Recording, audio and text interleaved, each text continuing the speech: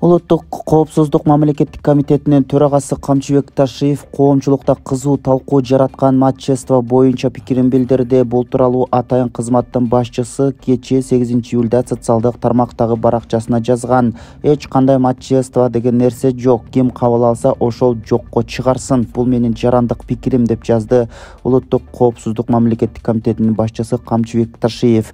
Эске салсак, 3-июлда Конституциялык сот 18 жашка толгон бала атасынын же апасынын атына катталууну өзү тандаса болот деген чечим чыгарган. Аталган чечим коомчулукта кызуу талкууга алынып, көпчүлүк муну улуттук баалуулуктарга каршы келет деп сындап чыгышкан. Бишкекте троллейбус жана 3 автоунаа катышкан жол кырсыгы катталды. Кырсыктын видеосу социалдык тармактарга тараган. Анда окуя калаанын Гагарин жана Терметчиков көчөлөрүнүн кесилишинде орун алгандыгы айтылат. Жол кыймылынын коопсуздугун камсыздоо башкы башкармалыгы кырсык боюнча азырынча маалымат бериле элек экенин эскертти. Баткенден өшөрүлүп жааган жамгырдан улам сел жүрүп 5 баш мал жандыгына кызып кетти. Бул тууралуу кечээ 8-июлда өзгөчө кырдаалдар министрлигинен кабарлашты. Маалыматка ылайык кечээ саат 15:00 чамасында Лейлек районунун Катраң айыл өкмөтүнүн аймагында жаан жаап, Баул айылындагы сел келүүчү сай аркылуу сел суулары түшкөн. Ичке чарбалык жол катары пайдаланылган сеп аранын айрым жерлери бузулган. 2 турак үйдүн короосуна сел суулары кирген. Айыл өкмөт башчысынын маалыматына караганда, бир бодо мал жана 4 кой эчкени сел суулары агызып кеткен. Учурда сел суулары токтогон жана жол каттамы үзгүлтүүгө учураган жок деп айтылат маалыматта. Жеринде өзгөчө кырдаалдар министрлиги тарабынан тактоо иштери жүргүзүлүп, калыбына келтирүү иштерине 13 жол тейлөө ишканасынан 2 бирдик техника тартылганы кошумчаланат.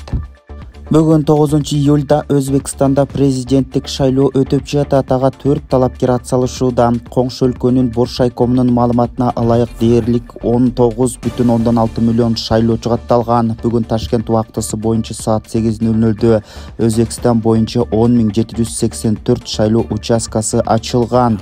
Талапкерлердин тизмегин айтсак, Шавкат Мирзиёев Либерал-демократиялык партиясынан, Абдушукур Хамзаев экологиялык партиядан, Улукбек Инаятов Элдик демократиялык партиядан, Робахон Махмудова Адолят социалдык демократиялык партиясынан.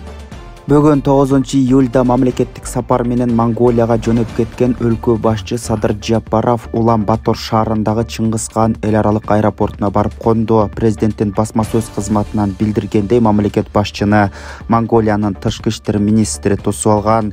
Аэропортто килем төшөлүп, ардак кароол дагы тизилди. Мамлекеттик сапардын жүрүшүндө бир катар жогорку деңгээлдеги жолугушуулар өтүп, эки тараптуу документтер кабыл алынат. Президент Жапаровдун мамлекеттик сапарынын алкагында Монголиянын 2 шаарында Улан-Батор жана Эрденетте өтөт деп айтылат маалыматта. Бүгүн 9-июлга карата чет элдик валюталардын курсу менен тааныштырабыз. Бишкектеги коммерциялык банктарда доллар, рубль жана евронун курсу төмөнкүдөй болууда. 1 доллар 87 сом 80 тыйындан сатып алынса, 88 сом 30 тыйынга чейин сатылууда. Ал эми рубльды сатып алуу 94 тыйындан болсо, сатуу 99 тыйынга чейин барууда. 1 еврону сатып алуу 95 сом болсо, 96 сомго чейин сатылууда.